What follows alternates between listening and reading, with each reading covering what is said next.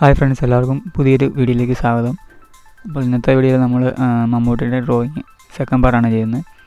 അപ്പോൾ ഇന്നലെ ഔട്ട്ലൈൻ ചെയ്തിരുന്നു.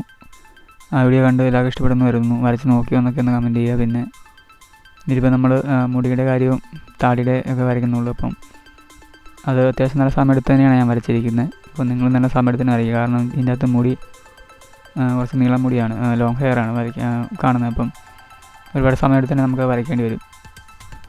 പിന്നെ ആ മുടിയുടെ ഒരു സൈഡിലോട്ട് മുടി ഇട്ടിരിക്കുന്നത്. അപ്പം ആ ഒരു സൈഡിലേക്ക് തന്നെ കിടക്കുന്ന പോലെ തന്നെ വരച്ചെടുക്കുക.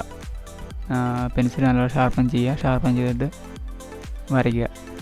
പിന്നെ ഇതിൻ്റെ അകത്തും ഓരോ കട്ടി കൂട്ടി വരയ്ക്കേണ്ട സ്ഥലങ്ങളും ഒക്കെ ഉണ്ട്. അത് ഫോട്ടോ നോക്കി മനസ്സിലാക്കിയ ശേഷം അതേപടി വരച്ചെടുക്കാൻ ശ്രമിക്കുക.